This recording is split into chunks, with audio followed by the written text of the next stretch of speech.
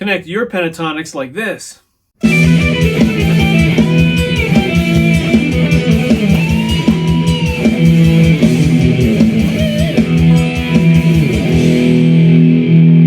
Connecting pentatonic patterns in this guitar lesson, let me unveil for you how to do it step by step. First off, we got our layout here. Let me play that for you. We'll break it down.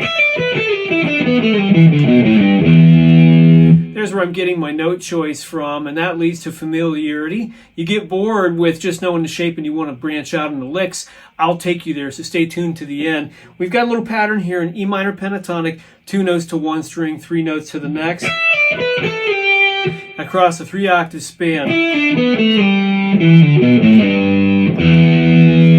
And you could actually call that 4 octaves if you want to count that low E string there at the end. So that layout makes it super convenient. It's basically like a 2-string idea, and then it repeats itself down the next 2 sets of strings like this. Same fingers and same shape. And that'll put you where you want to be quick. So that's the cool thing about it. You've also gotten across a bunch of box shapes without getting bored going through those mechanical shapes like that. Now that we've got that together, we want to do it smoothly and make them connected and cohesive along that 3-octave span. Let's do that. Check it out on your screen. So you're just going to literally play through that diagram.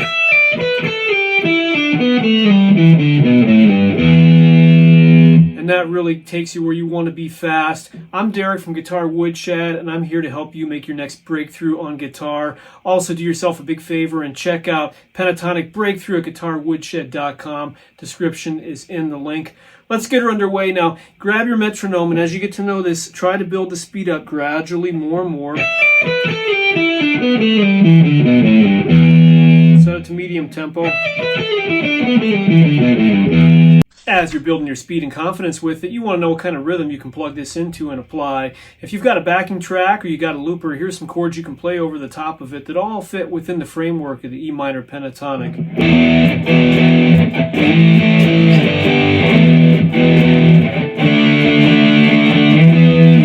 Just a few basic 5 chords, aka power chords there over this pentatonic pattern that you can use. E5, G5, and A5, D5, and a higher pitch E5.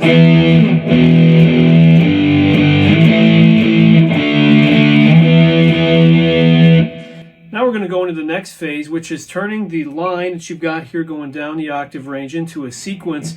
Let's break that down for you and get your skill build set. I'm going to do this and then demonstrate.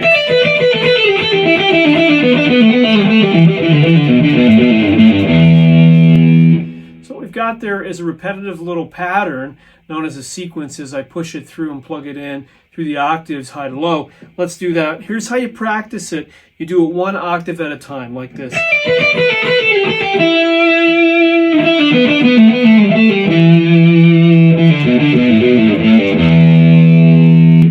Leaving some space and allow myself time to think about the pattern as it goes down to the next octave range. Here is the pattern itself. It's a group of 3. I step back up a note and then down 3 more.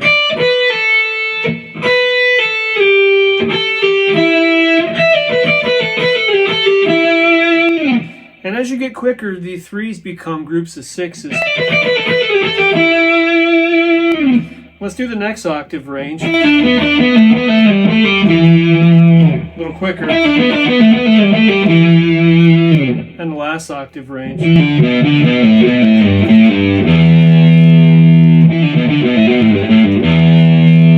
Now our final goal is to become good at playing that slow and steady, and again, gradually building the speed over time.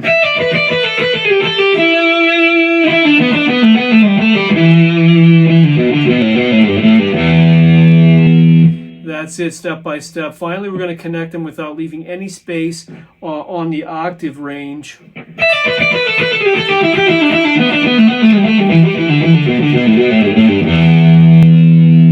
That'll get you really fluent, proficient, and confident. And we've already been pre-training ourselves how to form some licks and create some space in between this movement here, connecting the pentatonics, by just letting those E notes ring out in the octaves.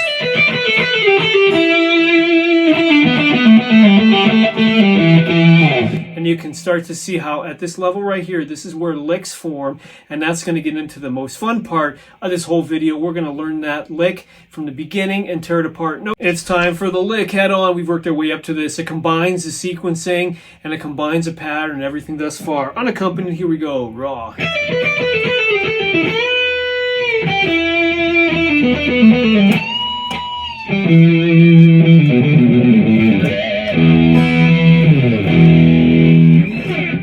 Let me know what players you hear in there, what's the influences. Let me know in the comments section. Anything that rings a bell, let me know. Also, don't forget to take advantage of the Pentatonic Breakthrough free workshop for you. Link is in the description. That'll get your pentatonics tight and right, completely connecting all your pentatonics through the boxes without thinking, box to box mechanically. In this lick here, we're going to use our sequence to get down to that lower octave E on the 9th fret on the 3rd string. We're going to put a ballsy string bend in there to grab listeners' attention.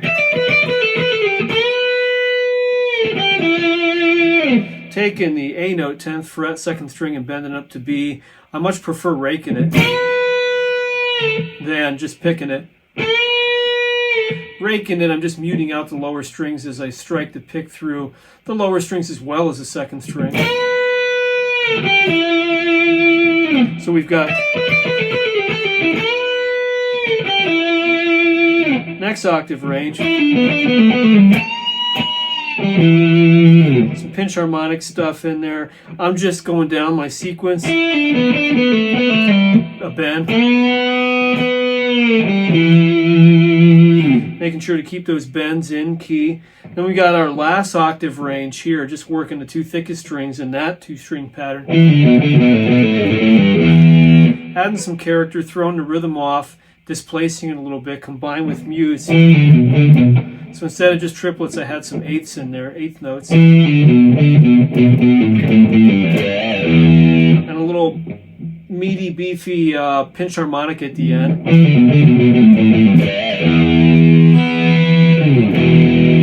And you got to put the hat on there for the end. Put the roof on top, hit the open thinnest strings, slam down for some 12th fret harmonics, sliding out. That gives you... That's the purpose of connecting these pentatonics, is to play very musically, lots of ideas, and then also be aware of creating some space in there, room for the music to breathe, and kind of like telling a beginning, middle, and an end, your storyline in guitar soloing. So this lick is what it's all about. Make sure and get that in your playing. Stay tuned for loads more, and also check out the website, guitarwoodshed.com. Check out the links to the next videos recommended to you here at the end.